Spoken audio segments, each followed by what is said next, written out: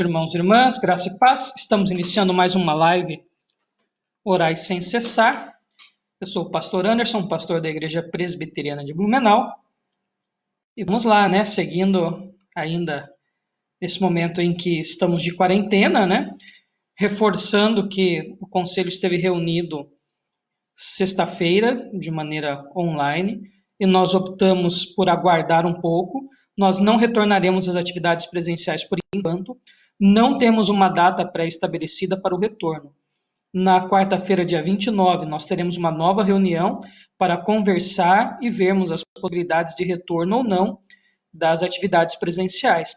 Lembrando que mesmo que retornemos, não há uma abertura total dos cultos, né? Eles são limitados a 30% da capacidade de pessoas que o templo contempla, né? Então a nossa igreja é cerca de 30 e poucas pessoas.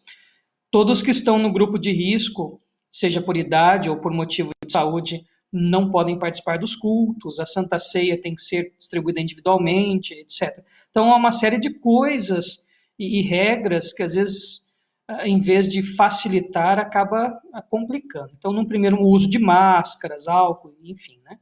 Então, nesse primeiro momento, o Conselho resolveu não regressar. Teremos uma nova reunião dia 29, mas a gente vai informando todos os irmãos e irmãs, e assim que nós tivermos esta condição e esta segurança de retornarmos às atividades sem prejuízo de ninguém, com certeza nós retornaremos. Então, para você que está chegando agora, boa noite, Deus abençoe muito a sua vida, nós vamos orar. Senhor, nós agradecemos por este dia que o Senhor nos deu, pelo teu cuidado. Agradecemos porque, apesar de tanta dificuldade que temos visto por causa da pandemia, o Senhor tem nos sustentado e nos dado momentos tão bons. Obrigado a Deus por ser o provedor e o cuidador das nossas vidas. Obrigado por todos os nossos irmãos e irmãs que estão aqui presentes, os que assistirão depois deste vídeo, seja pelo YouTube ou pelo Facebook, derrama a bênção sobre todos. Guarda e protege os irmãos da nossa igreja, fala conosco através da sua palavra, em nome de Jesus. Amém. Então vamos lá. Caminhando, né, nas nossas lives, nós iniciamos uma série no livro do profeta Oséias, né? E já estamos no capítulo 8. Então veja como que tem passado rápido, né? Já vamos para o capítulo 8 de Oséias. E eu vou ler o capítulo, e ele é quase que uma reprise de outros textos. Então vou ler o capítulo todo e fazer os comentários depois. Não vou fazer versículo a versículo como eu tenho.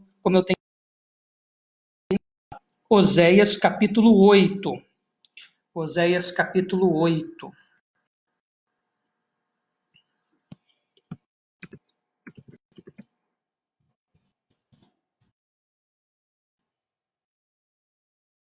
E a leitura na nova tradução na linguagem de hoje.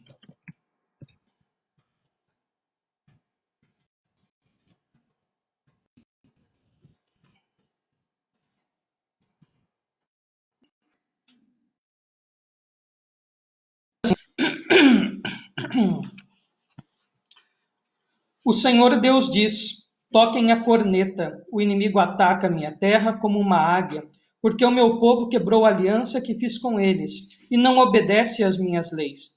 Eles oram a mim dizendo: tu és o nosso Deus, e nós somos dedicados a ti. Mas eles rejeitaram o que é bom, e por isso serão perseguidos pelo inimigo.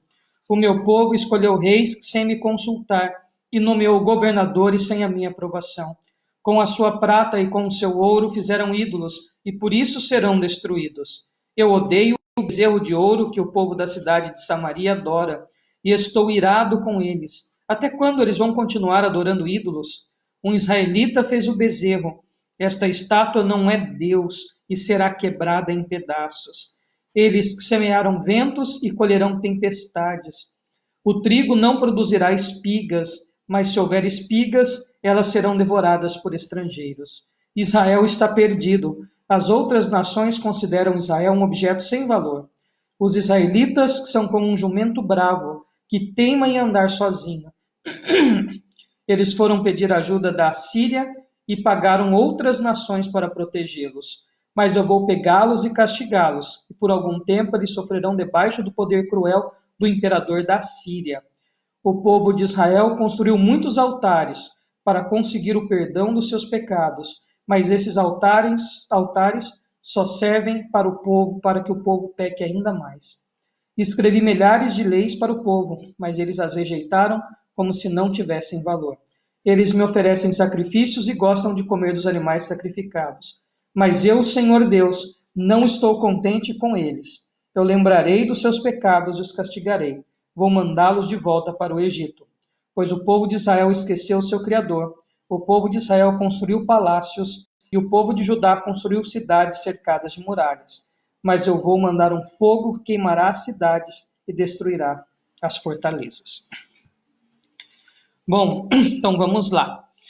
O versículo 1 já inicia com uma linguagem militar. Toquem a corneta.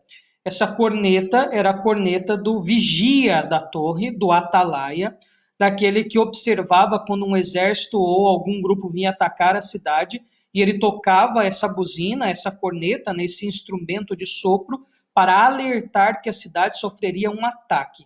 Então, toquem a corneta, que não é a corneta chofar, né, o chifre de carneiro, de bode, enfim, que eram tocados nas cerimônias religiosas, mas é a corneta do aviso de guerra.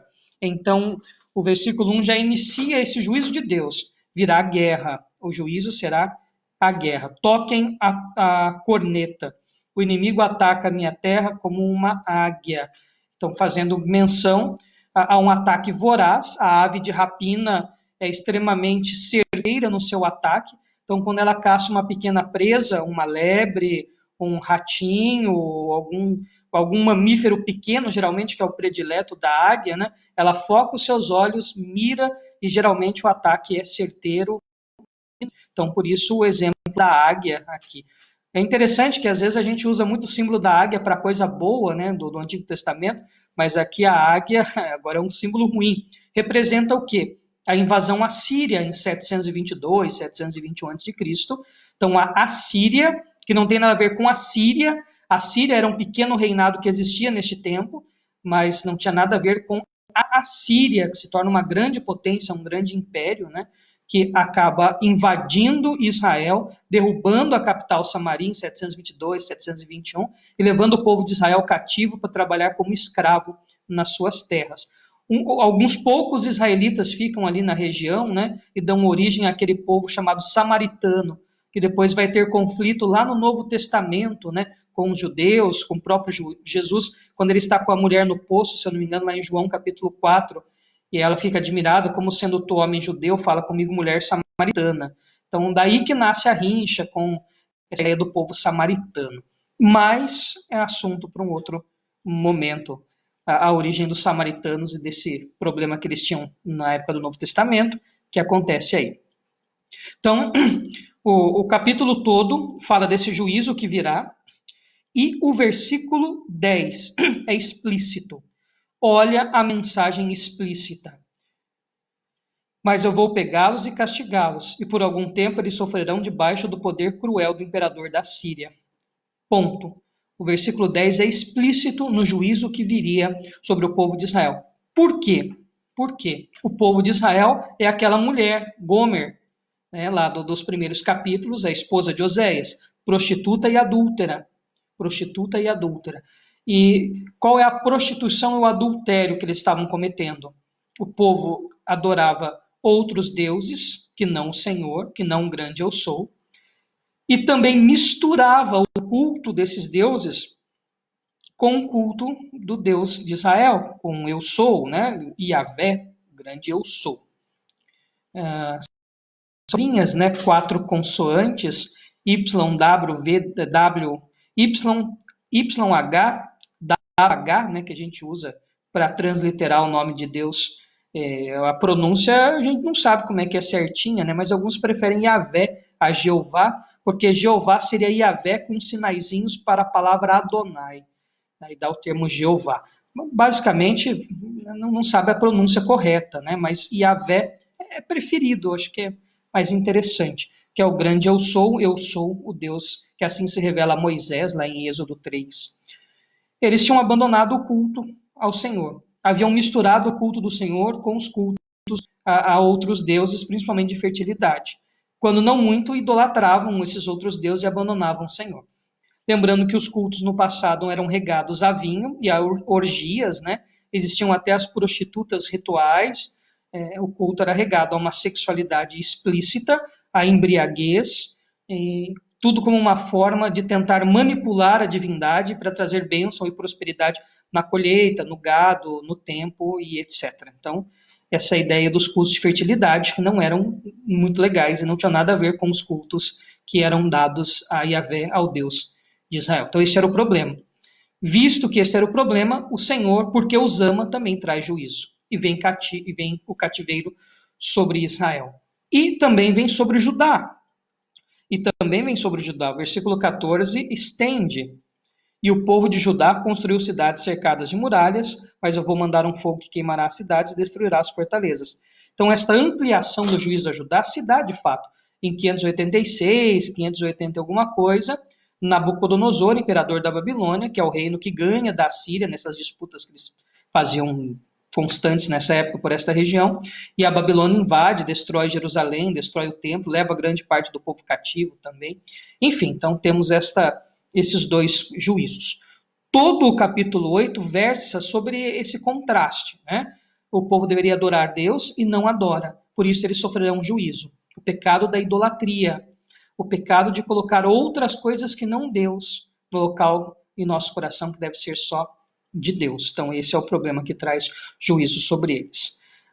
Agora, né, desde o capítulo 5, 6 e 7, agora o 8, é só pancada, né? Vejam que são textos difíceis, textos duros, textos com um juízo eminente. Não dava para fugir do juízo. O próprio capítulo 5 até o 7, o 5:15 até o 7:2, 7, né, do versículo 1 ao 2, mostram o arrependimento de Israel como um falso arrependimento, e isso os leva a sofrer o juízo. O arrependimento era da boca para fora. Por quê? O homem só pode se arrepender se realmente o Espírito Santo tocar o coração dele.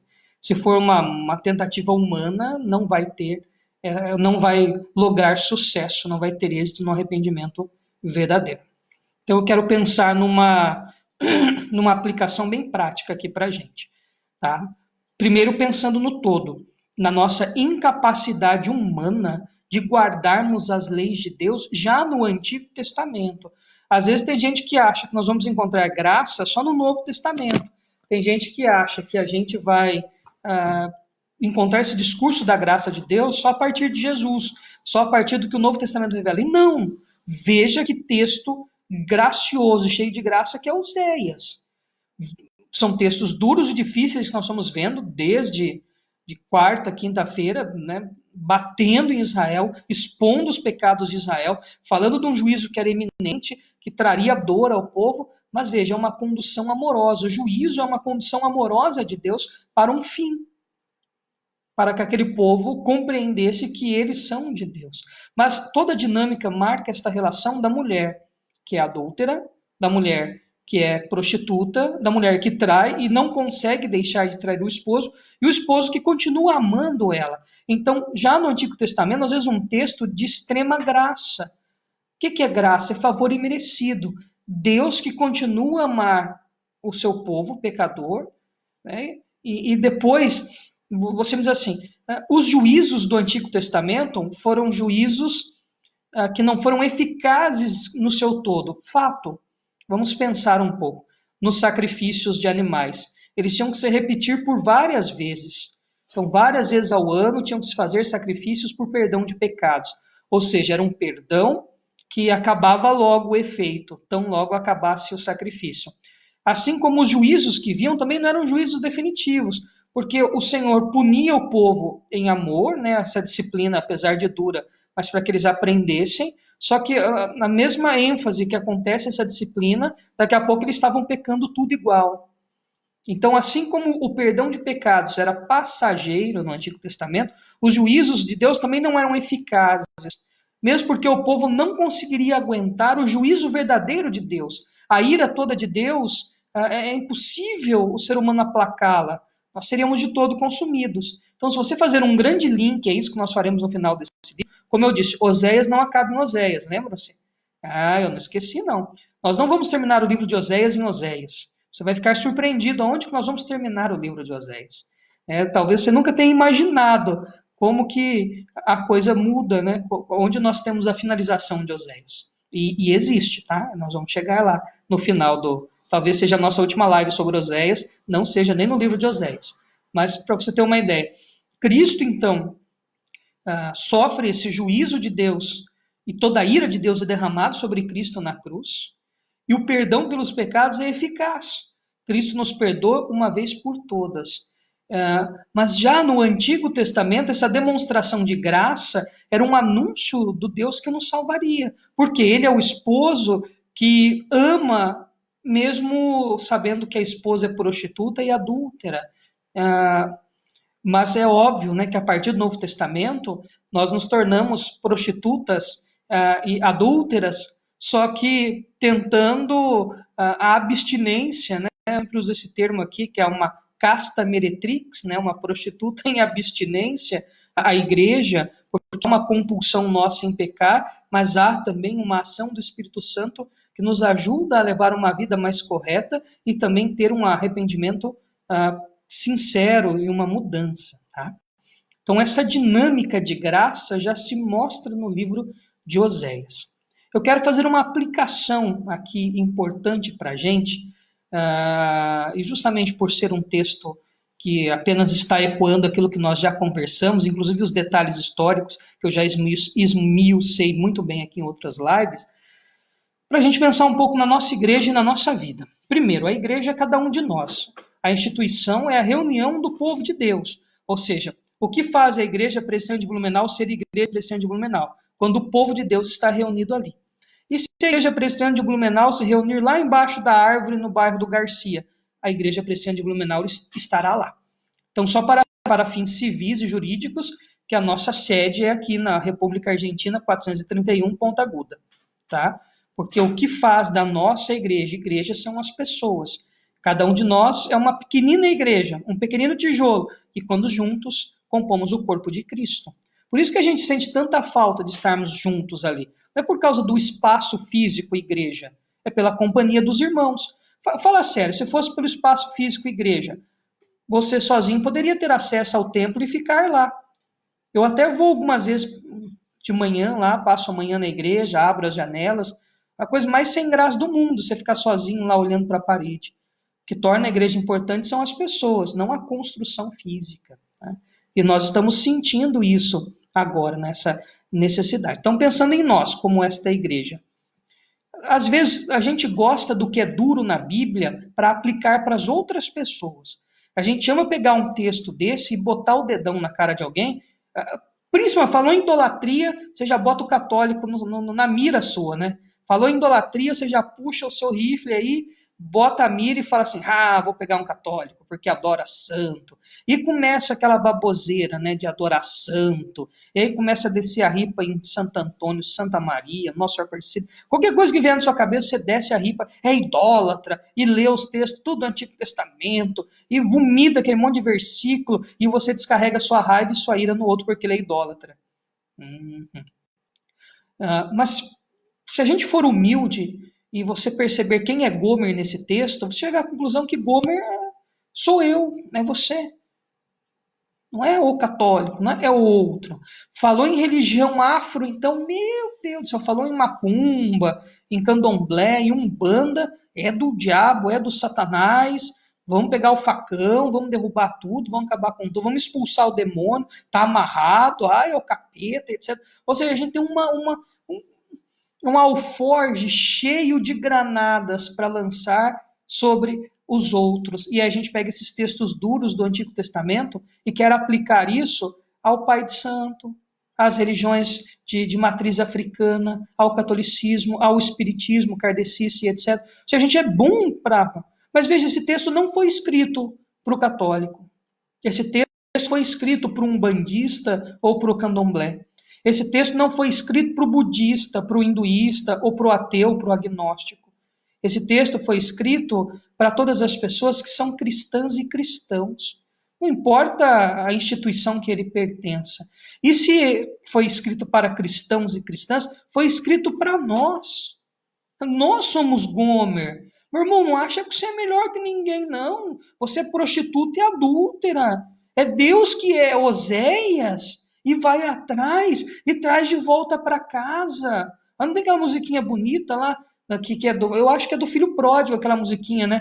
Me leva para casa, eu quero voltar, né? Eu acho que deve ser do texto do Filho Pródigo, que faz muito sentido. Aquela musiquinha lá que os meninos tocam, acho que é do Israel Subirá. É uma beleza. Fazia muitos anos que eu não ouvi uma música boa, né? Das 5, 6 músicas boas que existem no Brasil, com certeza essa é uma delas, né? Essa aí do Me Volta para Casa, assim, é muito boa. É muito boa a música, faz muito sentido teológico. Então, é isto. Ó, quem vai atrás de Gomer é Oséias. E aqui é Deus atribuindo o seu coração e o seu sentimento ao profeta para mostrar como ele se sente. Para mostrar qual é o sentimento dele. Marido traído, que casou com a prostituta, mas que o amor dele é tão grande que faz com que ela volte para casa. Então, vamos ficar com essa aplicação hoje na nossa mente. E essa dureza do texto aqui é para mim, é para você. Para de querer pegar coisa ruim da Bíblia e jogar nas costas dos outros. Deus está falando comigo, está falando contigo. Não, a gente quer terceirizar a responsabilidade. E eu encerro com uma frase bem boa para você. Boa. Todos os nossos pecados foram perdoados por Cristo, mas nós sofremos todas as consequências dos pecados que nós praticamos. Se eu roubar, meu pecado foi perdoado na cruz? Sim, mas vou em cana, vou ter que restituir e pagar todo o preço pela minha responsabilidade. Que coisa doida, né? Então a consequência, qual a consequência de Gomer? O exílio babilônico para Judá, exílio assírio para Israel, 722 e 586, datas terríveis. O texto fala: vou fazer com que vocês voltem para o Egito, remontando a escravidão. Remontando a escravidão. Então coloque isso na sua mente e no seu coração. Nós somos Gomer. Esse texto é para nós. Nós somos perdoados por Cristo, mas nós somos responsáveis e responsabilizados por todos os nossos atos. Sou salvo, mas quanto mais erros eu cometo, quanto mais pecaminosa é a minha vida, mais eu vou sofrer. Mais eu vou sofrer. Apesar dos pecados estarem perdoados, as consequências são reais, imediatas e proporcionais ao pecado que você comete. Às vezes uma mentirinha passa batido. Um assassinato, um roubo, um estelionato podem lhe custar a liberdade, a carreira, a família, etc. Então, que Deus fale realmente conosco. Então vamos lá, os nossos pedidos de oração de hoje. Nossa irmã Lígia Soares, ela agradece a cirurgia da Conceição e pede agora pela recuperação. Então, a nossa irmã Conceição já fez a cirurgia, já está se recuperando. Nosso irmão Osni pede pela Suzana, pelo Giovanni, que é filho do pastor Gilberto, e pela filhinha nascida hoje. Tá? Então, o reverendo Gilberto, nossa irmã Sônia, são vovô e vovó agora, né? Então, que Deus abençoe. Vamos orar pela Suzana e pelo Giovanni, né? Filho do pastor Gilberto, que hoje nasceu uma filhinha. Logo a gente descobre o nome para orar pela bebezinha também. A minha esposa pede por todos os doentes, pede proteção para todos da igreja de Blumenau, pela família e por todos que estão na área de saúde. Nossa irmã Rosilda pede pela saúde do Fabrício, nosso líder, né, do grupo de louvor, de canções, tudo que é música, né? E o nosso irmão Ildefonso pede oração pela Rafaela. Rafaela é enfermeira também, né, se eu não me engano, acho que ela... A Rafaela é enfermeira, né? Então está aí na linha de frente também. O Ildefonso é o Dedei, lá de Jesuânia, no sul de Minas Gerais. Então nós vamos orar e ao final mandarmos os abraços. Senhor, nós agradecemos pela cirurgia da nossa irmã Conceição e clamamos pela sua recuperação. Que o Senhor a abençoe, que ela se recupere logo, fique bem rapidamente. E neste tempo que ela está se recuperando, ó Pai, livra de todo mal, qualquer outra contaminação, enfim, que ela se recupere bem e fique bem. Pai, nós intercedemos pela vida da Suzana e do Giovanni, pela filhinha que os nasceu, que seja abençoada por Ti, que tenha muita saúde. Abençoe o pastor Gilberto, a nossa irmã Sônia também, Deus. Cuida desta família, derrama a bênção sem medida sobre eles, sobre o trabalho presbiteriano em Indaial, que aquela congregação cresça, prospere, se torne uma grande igreja para honra e glória do Teu nome. Usa o Teu servo ali naquela cidade, ó Deus. Pai, abençoe todos os nossos irmãos da Igreja Presbiteriana de Blumenau, os livre da contaminação. Pai, abençoe-nos também nas dificuldades econômicas que sofreremos, que o Senhor abençoe e seja Deus provedor na vida desta igreja e de todos aqueles que nos assistem, de todas as igrejas, enfim, ó Pai, todos irmãos e irmãs alcançados por este vídeo, sejam abençoados por Ti. Pai, clamamos por toda a família da Aline, em especial os seus primos que trabalham na área de saúde, que o Senhor os abençoe, os guarde, derrame bênção sobre eles, em nome de Jesus.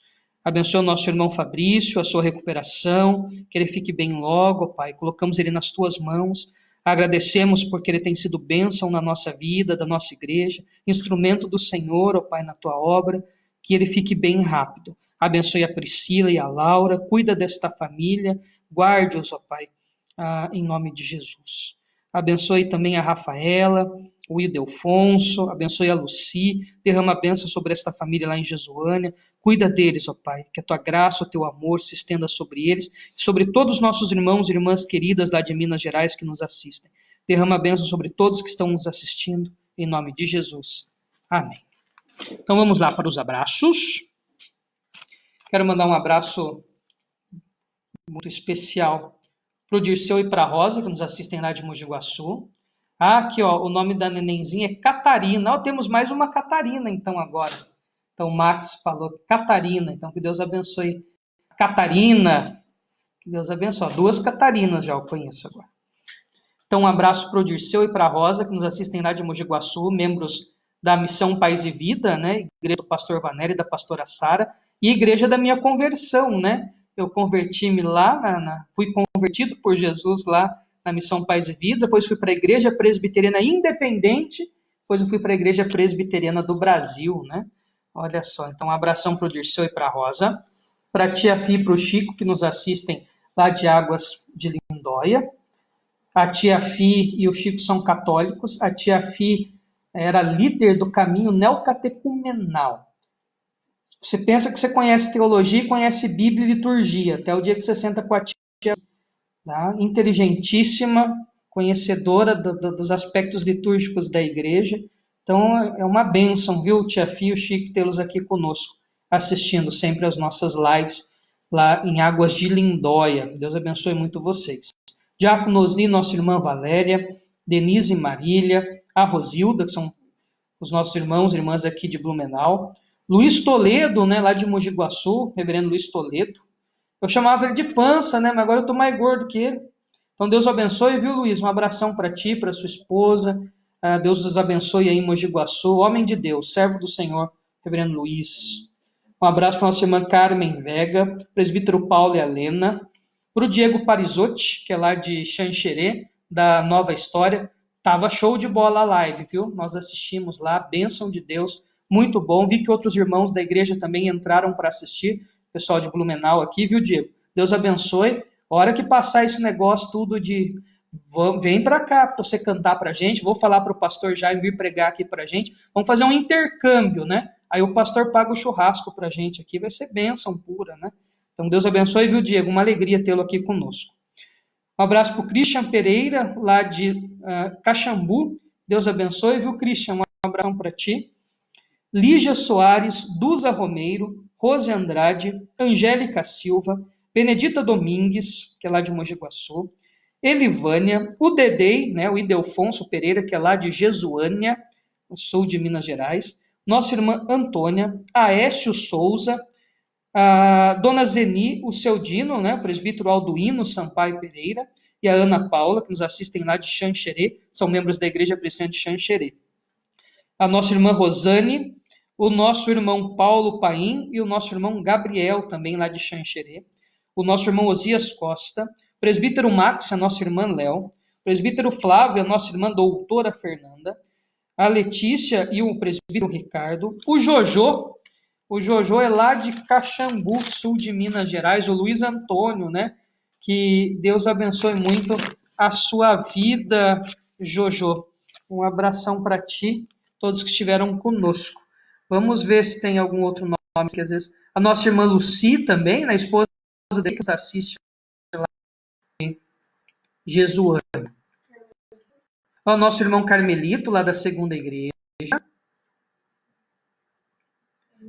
Bom, são os nomes que apareceram aqui para a gente, tá? Não fique triste se o seu nome não apareceu. Sinta-se abraçado pela Igreja Presbiteriana de Blumenau. É sempre uma alegria ter sua presença aqui. Nós vamos encerrar com a bênção do Senhor e amanhã às 20 horas estamos de volta. Quero agradecer muito ao Fabrício, à Marília, ao Wellington também, ao William, que ajudaram no louvor também no início dessa quarentena. Se quiserem ajudar novamente, né, as portas aí online estão abertas. Deus abençoe muito a sua vida, viu? Principalmente o Fabrício, a Marília, que tem se empenhado. Deus abençoe a recuperação do nosso irmão Fabrício também. Então, muito obrigado a todos e todas. Irmãos e irmãs, que a graça do nosso Senhor e Salvador Jesus Cristo, o amor, a bênção de Deus, o Eterno Pai, esteja com todo o povo de Deus aqui presente, espalhado sobre a face da terra, para todos sempre. Amém. Boa noite a todos e a todas.